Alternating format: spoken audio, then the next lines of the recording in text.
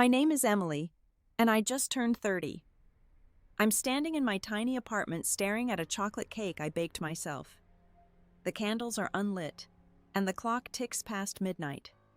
My phone's dead silent. No texts, no calls, not from mom, dad, or my siblings. I spent years showing up for them, but today I'm invisible. As a kid, Dad promised he'd always make my birthday special. Now that promise feels like a ghost. I light one candle, make a wish for something new, and blow it out alone.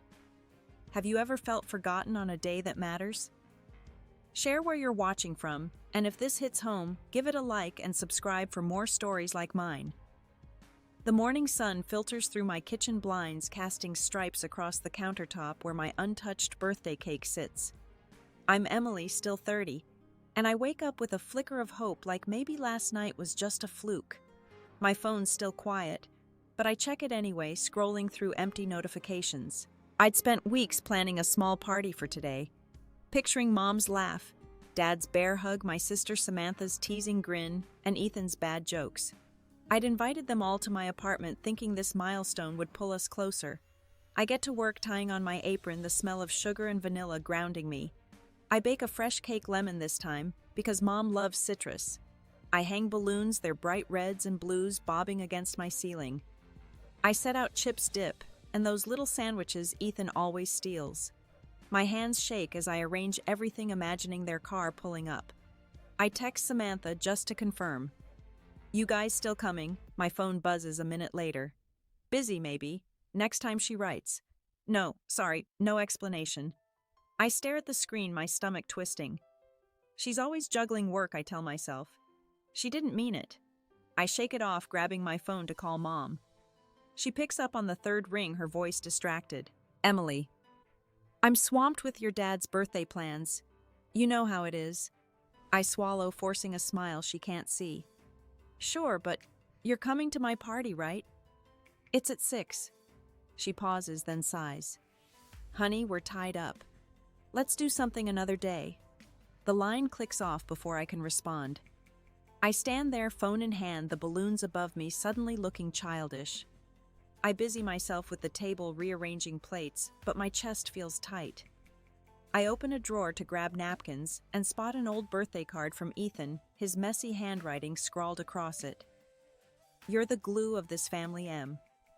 It's from 5 years ago when we were still close before he got caught up in his tech job and stopped calling. I trace the words, the ache spreading. He didn't even text yesterday. A knock at the door jolts me. It's Clara, my neighbor, her gray hair tied back, holding a small gift bag. Happy birthday, sweetheart, she says, her eyes crinkling. She steps inside, noticing the decorations. Big party tonight. I nod, forcing a smile.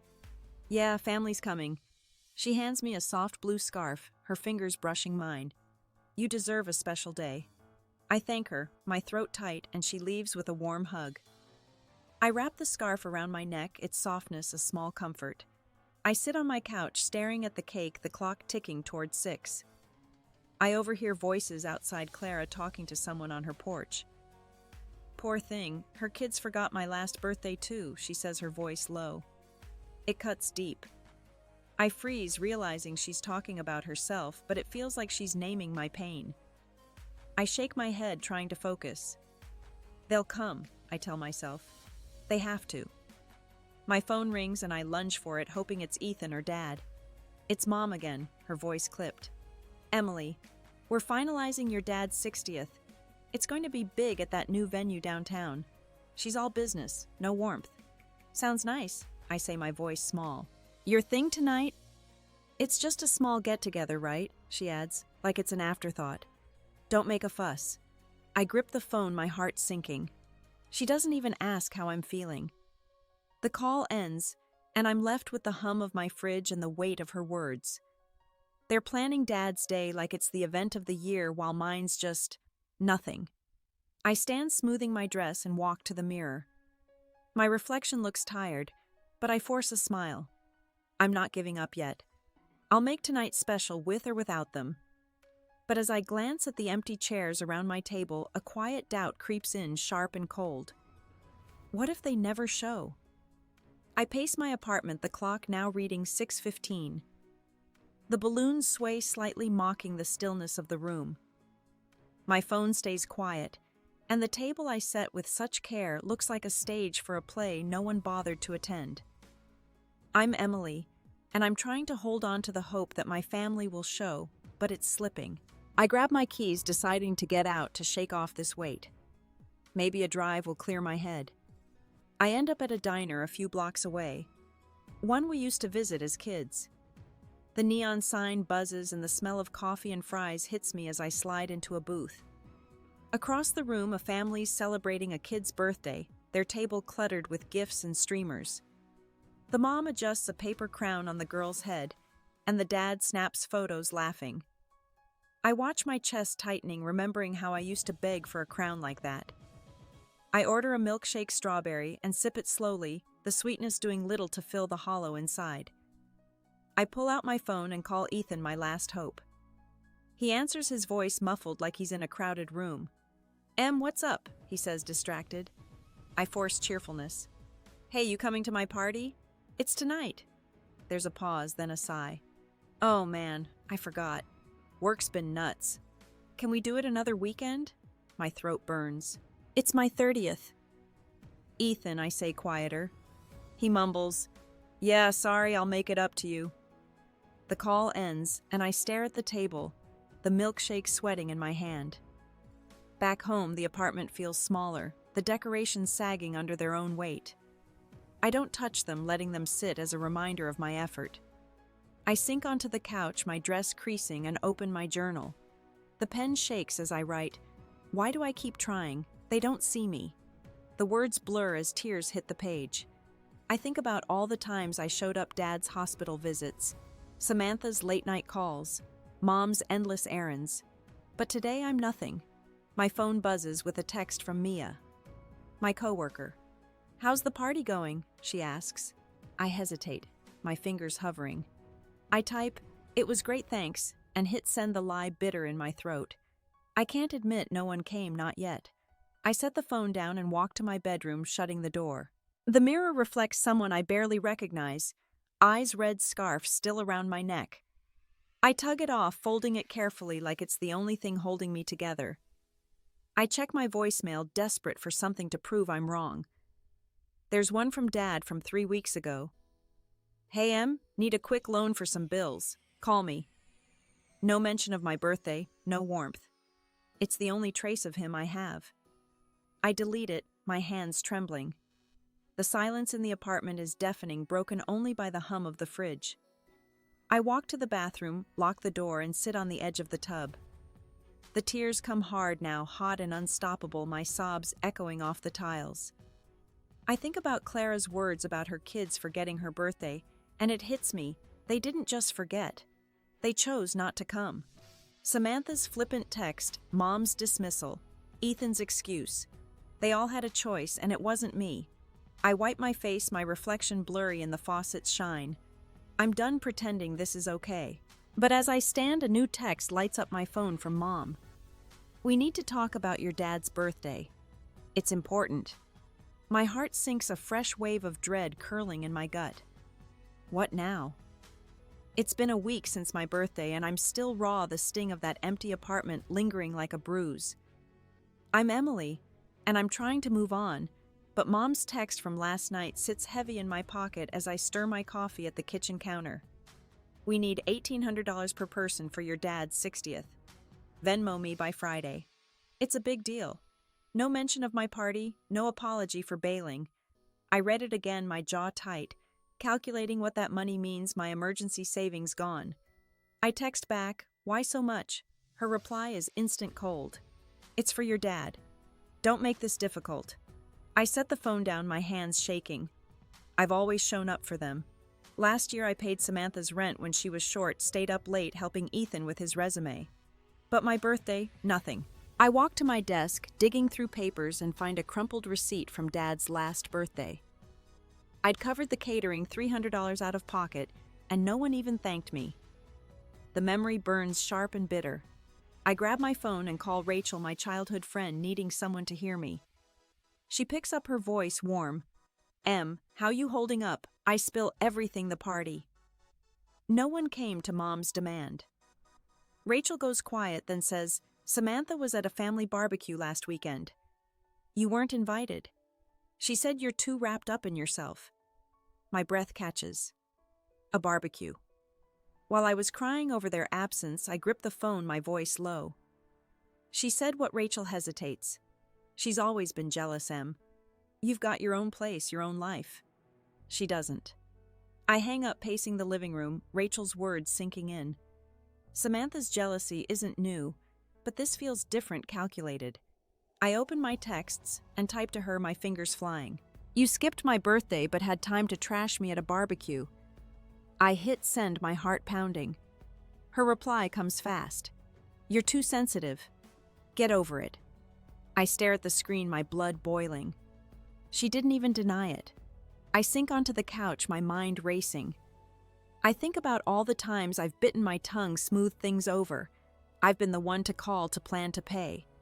But now they're demanding $1,800 like it's nothing while Samantha's out there twisting the knife. I grab a glass of water, but my hand shakes, splashing it on the floor. I don't clean it up. I just sit staring at the puddle, feeling like I'm drowning in their disregard. The doorbell rings, and for a second, I hope it's someone coming to make this right. It's Clara, my neighbor, holding a thermos of tea. You look like you need this, she says, stepping inside. Her eyes scan my tense shoulders, the mess of papers on the table. Family trouble. I nod, my throat tight, and tell her about the $1,800 Samantha's betrayal. Clara sets the thermos down, her face soft but firm. I had a son who took and took until I said no. It hurt, but it saved me. Her words land heavy, stirring something in me, a spark of defiance maybe, or just exhaustion. I thank her and she leaves, but her story sticks. I look around my apartment, the balloons long gone, the cake thrown out. I've been carrying their weight for years, and now they're asking for more. My phone buzzes again, Ethan this time, a voice message. I press play, bracing myself. Em, we need you to chip in for Dad's party. Don't ruin this for him. His tone is sharp, accusing, like I'm the one letting them down. I delete it, my chest tight, anger rising like a tide. They're not just ignoring me, they're rewriting who I am. I'm Emily, and I'm sitting on my couch. Ethan's voicemail still ringing in my ears, his words slicing deeper than I expected. The apartment feels too small, the air thick with the weight of his accusation. I'm not ruining anything, I tell myself, but doubt creeps in, twisting my anger into something heavier. I grab my laptop, needing a distraction, and scroll through my bank account. The $1,800 Mom's demanding would wipe out my safety net, the one I built working overtime at the bakery. I slam the screen shut, my breath short. Ethan calls again, and I let it go to voicemail, too raw to talk. When I play it, his voice is sharper. Samantha and I already paid for Dad's party. You're the holdout. Don't be selfish. Selfish. The word burns. I've been the one picking up their slack for years, driving Mom to appointments, bailing Samantha out of debt. I stand pacing my socks, catching on the rug. I want to scream, but instead I grab a pillow, pressing my face into it, muffling the sob that escapes. I think about confronting him, but my phone lights up with a new message from Mom. It's a group text, me, Ethan, Samantha. Your dad's health isn't great, Emily. This party means everything to him. Don't let him down. My stomach drops. Dad's health. She's never mentioned this before. I picture him, his tired eyes from last Christmas, the way he leaned on his cane. Is she manipulating me? Or is it true? I hate that I don't know, hate that I'm questioning everything. I walk to my kitchen, needing to move and start washing dishes, the hot water stinging my hands. I scrub harder, replaying every time I've put them first. Samantha's car payment. Ethan's last-minute flights home. Dad's medical bills I chipped in for without a second thought. My fingers slip and a plate shatters in the sink, the sound jarring. I stare at the pieces, my reflection fractured in the shards. That's me, I think, broken for them, and they don't even see it. My phone buzzes again this time, a call from an unknown number. I answer, hoping it's a mistake, but it's Aunt Linda, Mom's sister. Emily. Your mom's worried you're not contributing, she says, her tone soft but pointed. Your dad deserves this party. I grip the counter, my voice tight. Did she tell you they skipped my birthday? That no one came? Linda pauses, then says, families are complicated. You know how your mom is. I hang up, my heart pounding. Even Linda's on their side, acting like my hurt doesn't matter. I sink to the floor, the tile cold against my legs. I think about Clara's story. Her son who drained her until she cut him off. I want that strength, but all I feel is rage and grief tangled together. I pull my knees to my chest, remembering the family vacations we took as kids, how I'd hold Samantha's hand on the Ferris wheel, how Ethan would sneak me extra ice cream. Where did that go? How did I become the one they guilt and ignore? Another text comes through from Samantha this time. You're making this harder than it needs to be. Just pay up. I stare at it, my hands trembling, the words blurring through tears. It's not about the money anymore. It's about what they think I owe them, what they think I'm worth. I set the phone down my chest, heaving the silence of my apartment louder than ever. I don't know how much more I can take before something inside me snaps. I'm Emily, and I'm barely holding it together, the weight of my family's demands crushing me. It's 2 days after Samantha's text, and I'm at my kitchen table staring at a stack of bills when my phone buzzes with a bank alert. My heart stops. Someone tried to withdraw $2,000 from my account. I log in, hands shaking, and see the attempt was flagged as fraud. I call the bank, my voice unsteady. The rep's calm, but her words hit like a punch. The attempt came from a joint account holder, Samantha Carter. I freeze the phone, slipping in my grip. Samantha. We opened that account years ago, back when we were close, for a shared vacation that never happened. I trusted her. I gave her access. I hang up, my mind racing, and dial her number. She picks up, her tone casual, like nothing's wrong. What's up, Em? I can barely speak, my voice low. Did you try to take $2,000 from my account? She laughs, sharp and forced. What? No, must be a glitch. Calm down. A glitch. I grip the table, my knuckles white. Samantha, the bank has your name. You tried to steal from me. She goes quiet, then snaps. You're blowing this out of proportion. I was just checking something. It's not a big deal. Not a big deal. I feel like I've been slapped. I hang up my chest, heaving, and sink into a chair. The room spins, the betrayal sinking in like poison. My sister, the one I used to braid hair with, who I lent money to without question, tried to rob me. I walk to my bedroom, needing something solid, and pull out a box of old keepsakes. Inside, there's a notebook we shared as teens, filled with doodles of palm trees and beach houses, our dream trip. I trace her handwriting, my eyes burning. That girl is gone, replaced by someone who sees me as a bank, not a sister. I slam the notebook shut, tears spilling, and shove the box under the bed. At work, I'm a mess. Dropping a tray of muffins, my hands unsteady. My boss, Greg, pulls me aside, his brow furrowed. Emily, you okay? I shake my head, the words tumbling out: Samantha's theft, the $1,800 demand, my family's silence on my birthday. He listens, then sighs. My sister pulled something like that once. Took my credit card, ran up thousands. It hurts, but you've got to protect yourself. His story mirrors mine, and for a moment I feel less alone, but the pain doesn't ease. Back home, I'm folding laundry, trying to focus, when my phone rings. It's Mom. I answer, bracing myself.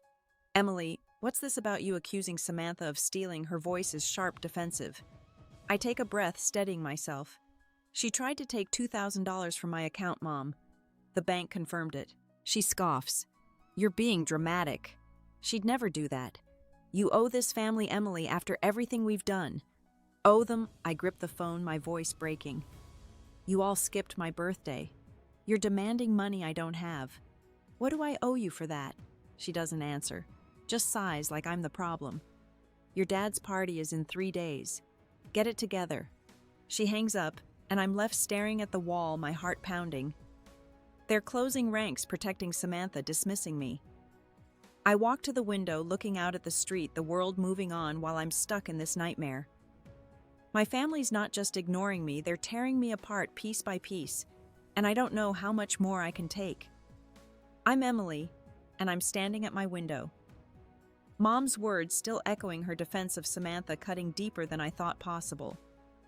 The street outside is quiet, but inside my world is collapsing.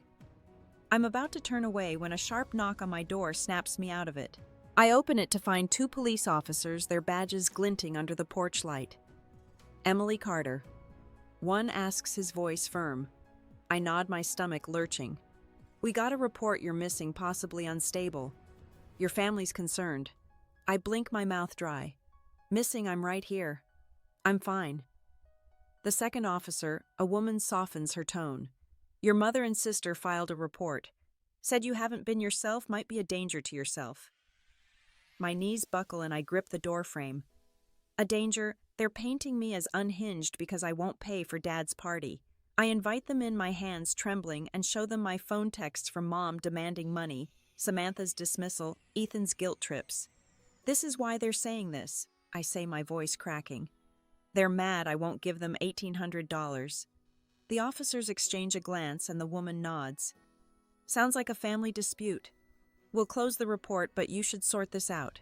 They leave and I shut the door, sliding to the floor, my back against it. Humiliation burns through me, hot and suffocating.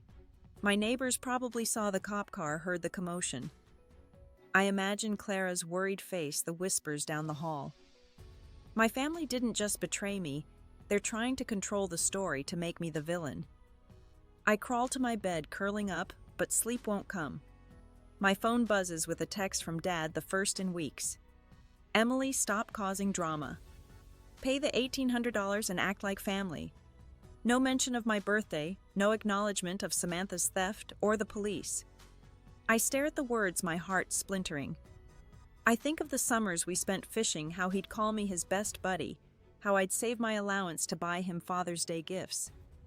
That man's gone, replaced by someone who sees me as an obligation, a problem to fix. I get up, needing air, and step onto my balcony.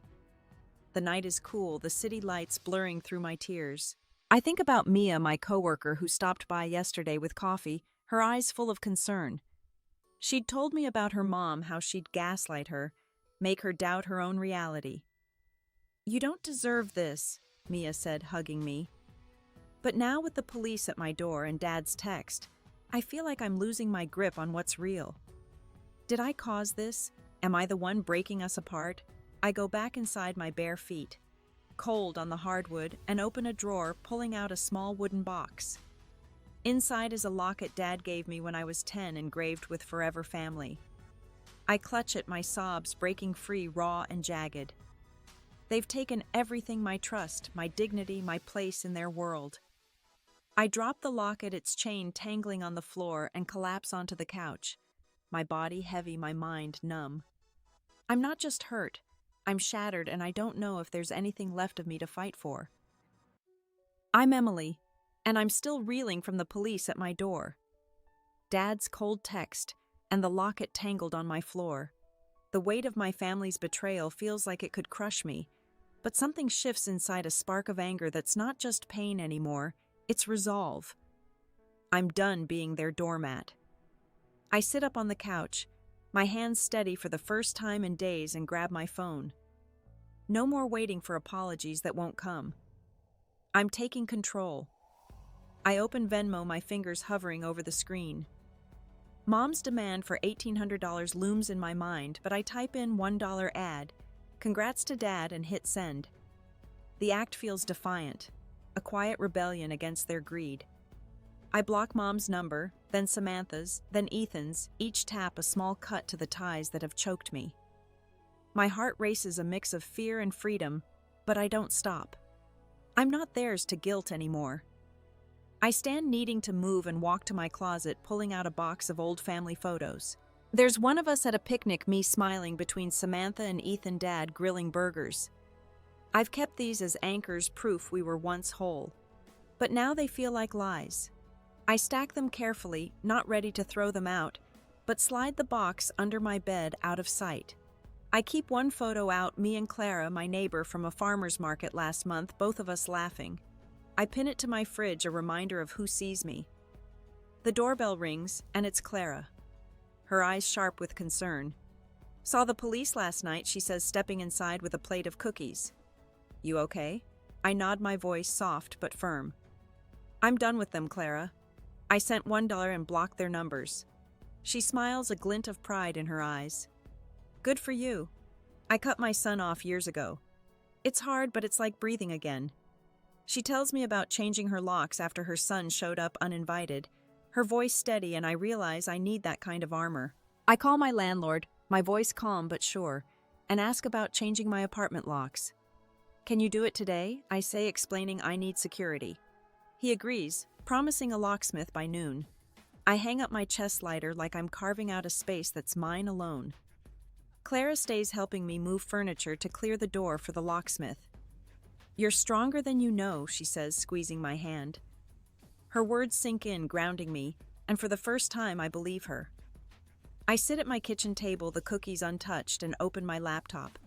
An email from Dad pops up, forwarded through a cousin's account since I blocked him. You're abandoning us, Emily. This isn't who you are. I read it twice, my stomach twisting, but I don't reply. Instead, I delete it, my fingers steady on the key. His words don't own me anymore. I close the laptop, looking around my apartment, small, cluttered, but mine. I'm not abandoning anyone. I'm saving myself, and though my hands tremble with the weight of it, I feel a fire growing inside, one that's ready to burn through the chains they've wrapped around me.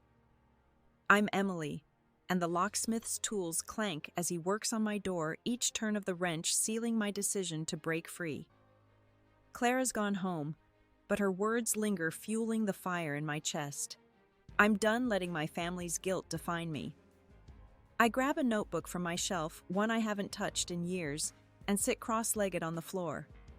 I start writing a letter to them, Mom, Dad, Samantha, Ethan, pouring out every hurt, every time I swallowed my pain to keep them happy. You made me feel invisible. I write, my pen digging into the page. I'm not your bank or your punching bag. The words flow raw and unfiltered, my hand cramping, but not stopping. I describe the birthday they ignored, the $1,800 demand, the police at my door. I don't hold back, letting the anger and grief spill out. But as I write, something shifts. I'm not begging for their love anymore. I'm reclaiming my voice. I finish the pages filled and stare at the letter. I won't send it. It's for me, a release of the weight I've carried too long. I stand, my legs shaky, and walk to my tiny backyard, the night air cool against my skin. I grab a metal bowl from the kitchen and the letter, folding it tightly. I light a match, the flame flickering, and drop it into the bowl with the paper. It catches, curling into ash, the smoke rising into the dark. I watch it burn, my breath steady, feeling lighter with each crackle. This isn't about them anymore. It's about letting go. Back inside, I call Rachel, my friend since high school, needing someone who gets it. I block them, I say, my voice firm. Change my locks. I'm done. She's quiet, then says, I'm proud of you. They don't deserve you. I ask her to hold on to some of my valuables, my laptop, a few heirlooms in case my family tries anything. Consider it done, she says, her tone fierce. I've got your back. Her loyalty steadies me, a reminder that I'm not alone. Not really. I head to my bedroom, my eyes catching on a corner of my dresser where I keep small things, a hair tie, a candle, a spare key. I grab a tiny ceramic pot I bought last week, empty and waiting. I name it Hope, a quiet promise to myself. I fill it with soil from a bag in my closet, planting a single seed I'd saved from a gardening class. It's small, but it's mine, a start. I set it on my windowsill, the moonlight catching its curve, and whisper, grow strong. My phone buzzes, a text from a cousin forwarded from Samantha. Don't do this, Em. They're saying you've lost it. I read it, my jaw tight, but I don't reply. Instead, I block the number, my finger steady. Let them talk. Let them spin their lies. I'm not their story to tell anymore. I walk to my mirror, my reflection clearer now, eyes red but sharp. I'm not the girl who begged for their approval. I'm someone new. Someone who chooses herself. I sit on my bed. The new locks click, echoing in my mind, and pull my knees up. The apartment is quiet, but it's not empty. It's full of me, my choices, my strength. I close my eyes, my breath slow, and feel the weight of years lift just a little. I'm not free yet, but I'm moving step by deliberate step toward a life that's mine. I open my eyes, staring at the pot on the sill, and nod to myself a silent vow to keep going. I'm Emily, and it's been 3 days since I sent that $1 Venmo, changed my locks, and burned the letter I wrote to my family. The silence from them is deafening, but it's not empty. It's heavy like a storm waiting to break. I'm at my kitchen table sipping tea when Mia, my coworker, texts me. Heard your family had Dad's party. They're saying you bailed to teach them a lesson. I set the mug down, my fingers cold. They're spinning it, making me the petty one when they ignored my birthday and demanded my savings. I lean back, staring at the ceiling, the fans spinning slow. I expected anger, maybe a confrontation, but this quiet smear feels worse, like they're erasing me from their story. I don't reply to Mia, not yet. Instead, I head to work, the bakery's warmth a small comfort. I knead dough, my hands steady, and Greg, my boss, notices. You're killing it on this project, Emily, he says, handing me a client's praise for my cupcake designs. I smile the compliment, a lifeline proof I'm more than their lies.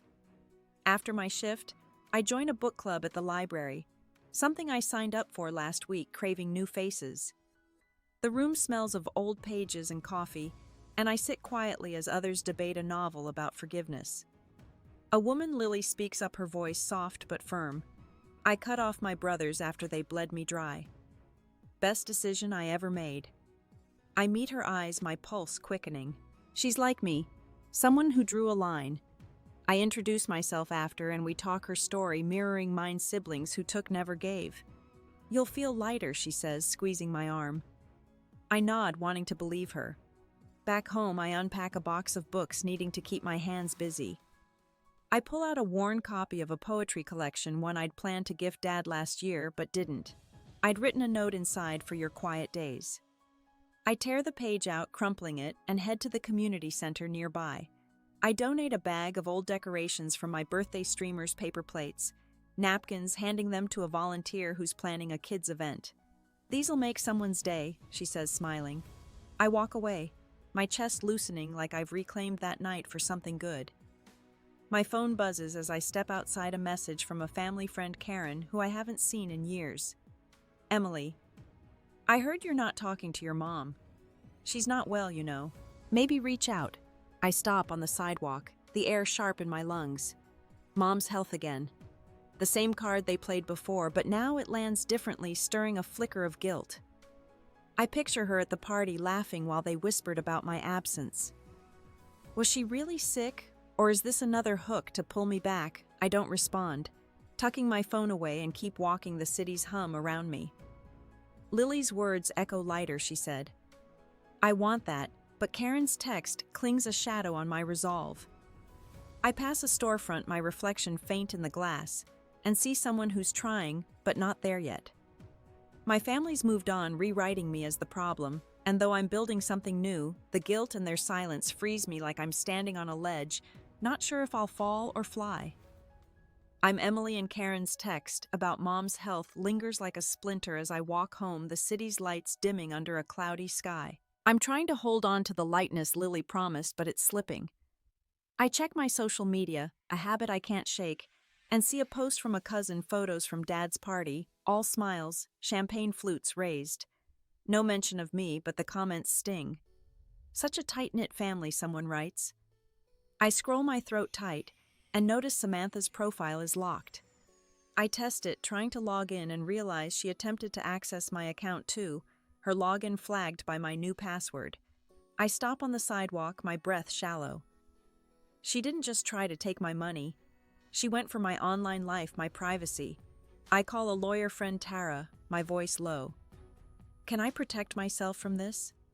Tara's calm, listing steps, freeze accounts, monitor logins, document everything. I hang up, my hands cold, and sit on a bench, the wood damp from earlier rain. I'm not just fighting their words now. I'm guarding my entire world. At home, I open my laptop and start a blog post, anonymous, titled, When Family Becomes a Stranger. I write about boundaries, about choosing yourself when love turns to obligation. My fingers fly the words sharp but honest, and I hit publish. By morning, comments roll in from strangers. "This is my story too," one says. "Thank you for saying it." Their voices wrap around me, a quiet validation, but it doesn't erase the ache. I'm building something new, but it's lonely, like shouting into a void. Clara knocks, inviting me to her family's holiday dinner next month. "You're one of us now," she says, her smile warm. I nod, my eyes burning, and accept her offer, a lifeline I didn't expect. She leaves, and I sit at my table, the silence thick. I pull out a sketchbook, doodling a tree, its branches bare but reaching. It's me, stripped down but growing. I frame it, hanging it by my desk, a small act of claiming this space as mine. My phone buzzes, a package delivery notice. It's from Ethan, dropped at the front desk. I retrieve it, a small box, and open it to find childhood trinkets, a keychain I made him, a photo of us at a fair, a note. "We miss you, Em. Come back." My chest tightens, his handwriting, a ghost of the brother I loved. I set the box down untouched and walk to my window, the city sprawling below. They're not done pulling, and I'm not done hurting. Clara's dinner, Lily's words, the blog's support. They're real, but so is this weight. I lean my forehead against the glass, my breath fogging the pain, and feel the world pause heavy with what I've lost and what I'm still carrying. I'm Emily, and it's been 6 months since I cut my family off, since the night I burned that letter and changed my locks. The ache hasn't vanished, but it's quieter now, like a bruise fading under the skin. I'm in my apartment, sunlight spilling across the floor, and I'm flipping through a new journal I started, one I call my new chapter. Each page holds affirmations, small promises to myself I am enough. I choose my peace. I write them daily. My pen steady the words, anchoring me.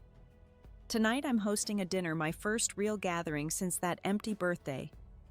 The table's set with mismatched plates, candles flickering, the smell of roasted vegetables filling the air.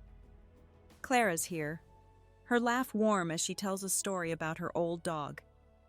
Mia's next to her, sipping wine, her eyes bright. Rachel and Lily round out the group, their voices weaving a comfort I've craved. We're not blood, but we're family, chosen and real. I catch my reflection in the window, smiling, and it feels like a gift. As we eat, Lily raises her glass. To Emily, she says, for building something beautiful. The others nod, and I blush, my throat tight. I thank them, my voice soft, and we talk late into the night, sharing stories of resilience. Mia mentions her new art project, Rachel, her travel plans. I listen, my heart full, realizing I'm not just surviving, I'm living. This table, these faces, they're my proof. The next day, I'm at work decorating a wedding cake, my hands steady as I pipe delicate swirls. Greg pulls me aside, his grin wide. "You're up for a leadership program," he says. "Your work's been stellar, and you've got the grit for it." I nod, stunned, a warmth spreading in my chest. I think about the girl who cried in the bathroom on her birthday, how far she's come. This chance feels like a nod from the universe, a sign I'm on the right path. After work, I walk to a park nearby, the grass soft under my sneakers. I sit on a bench watching kids chase a soccer ball, their laughter sharp and free. I pull out my journal, writing about last night's dinner, how it felt to be seen. I pause, my pen hovering, and think about my family. I haven't heard from them in weeks, but I saw a post from Dad online, a photo of him at a golf course, smiling, no trace of the party or their lies. It stings, a quick jab, but I breathe through it, letting it pass. I close the journal, my fingers tracing its cover, and look at the sky clouds drifting slow. I'm not the same Emily who begged for their love. I'm stronger, quieter, more mine. The park's noise fades and I sit still, my breath even feeling the world settle around me. I'm not whole yet, but I'm close, and that's enough for now. I'm Emily, and I'm walking home from the park, my journal tucked under my arm, the evening air cool against my skin. The city hums softly, streetlights casting pools of gold on the sidewalk. I'm different now, steadier, like a tree that's weathered a storm and found its roots. I've started seeing a therapist, a woman named Sarah, whose office smells of lavender and old books. Today we talked about my family peeling back layers of guilt and anger. "You're not responsible for their choices," she said, her voice calm. I nodded, the truth settling deep like a stone smoothed by a river. At home, I light a candle, its glow soft on my counter, and pull out a flyer from the community center. I've been volunteering there, teaching kids to bake their small hands, eager as they mix dough. Last week, a boy named Tommy, all of 8, gave me a drawing of a cupcake with my name on it. "You're the best, Miss Emily," he said, his grin wide. I taped it to my fridge, its colors bright against the steel. His joy, so simple, reminds me there's good in giving without expecting. I sit on my couch, the candle's flame steady, and think about the letter I got from Mom last week. It was short, an apology that felt half-hearted, asking to meet. I read it once, then tucked it into a drawer, unopened since. I don't hate her or Dad or Samantha and Ethan. I just don't need them to define me anymore. Sarah helped me see that my worth isn't tied to their approval. I sip tea chamomile, its warmth spreading, and feel a quiet pride. I'm building a life not perfect, but mine. My phone vibrates, a notification from the shelter where I've been volunteering. They've got a stray cat, gray with green eyes, ready for adoption. I smile, remembering how I've always wanted a pet. I reply, scheduling a visit, and name her Serenity in my mind, a word that feels like a promise. I imagine her curled on my couch, a small companion for the nights when the world feels too big. I stand stretching and walk to my bookshelf, running my fingers over the spines. I pull out a novel I've been reading, one about a woman finding her way after loss. I curl up the pages, soft under my touch, and lose myself in her story. The words blur as my eyes grow heavy, but I don't fight it. I set the book down, blow out the candle, and head to bed. My room is dark, the city's hum faint through the window. I lie down, my breath slow, and feel a stillness settle, like the world is holding its breath with me. I'm not running anymore. I'm here whole enough, and that's all I need tonight. I'm Emily, and it's been a year since my 30th birthday. That night, I stood alone with an unlit cake, my family's absence a wound I couldn't name. Now I'm in my apartment, the morning light soft through new curtains. I hung myself pale blue and sheer. I'm different, not because the pain's gone, but because I've learned to carry it lighter. I sip coffee brewed slow in a pot I found at a flea market, and flip through a sketchbook where I draw small things, flowers, mugs, the curve of a window. It's a habit I picked up, a quiet way to mark the days. My life's taken shape piece by piece. Serenity, my gray cat, curls on the couch, her purr a steady hum. I adopted her months ago, and her green eyes follow me, calm and knowing. I've got a routine now, mornings at the bakery, where I'm training for that leadership role Greg pushed me toward, afternoons at the community center, where I teach kids to frost cookies, their giggles a balm.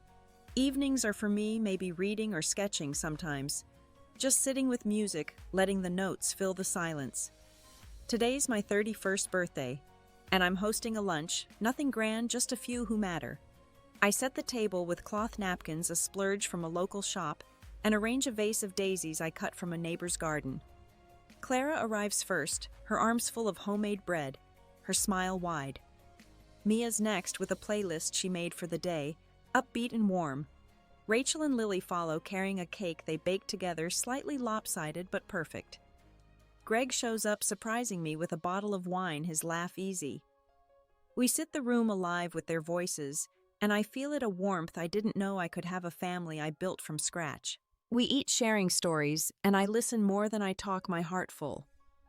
Clara tells us about her first trip alone after her son's betrayal, how the ocean taught her to breathe again. Mia shares a painting she finished, bold and raw. I look around their faces, lit by the sun, and realize I'm not just here, I'm home. I cut the cake and they cheer, no one missing, no one silent. My eyes sting, but I smile, passing out slices, the sweetness grounding me. Later I clean up alone, the others gone, their laughter still echoing. I stack plates, humming, and think about the year behind me. I wrote Mom a letter a month ago, not to reconcile, but to close a door. I wish you well, I wrote, but I'm done carrying your weight. I mailed it no return address and felt a knot loosen. I don't check their social media anymore. Don't wait for their calls. I heard Dad's health took a turn, and I grieved quietly lighting a candle for him one night, but I didn't reach out. My life's mine now, not theirs to claim. I sit on my couch, serenity in my lap, and open my sketchbook, drawing the daisies from the table, their petals delicate but firm. The pencil moves slow, my breath even, and I feel the past settle, not gone, but distant like a shoreline I've sailed from. I'm not running anymore. I'm here rooted, and the quiet feels like strength. I'm Emily, and I'm standing on my balcony, the city sprawling below a soft breeze carrying the hum of evening traffic. Serenity's inside, asleep on a cushion, and my apartment glows with the quiet of a life I've carved out. This year has been a rebuilding not of walls, but of roots. I've started running in the mornings, my sneakers hitting the pavement before dawn, each step a rhythm of my own making. It's not about speed, it's about moving forward, feeling my lungs expand, my heart steady. I come home, shower, and sit with a book, the pages a world I choose to enter, no one else's script. I've been meeting new people too, like Anna from the community center, who teaches pottery and laughs with her whole body.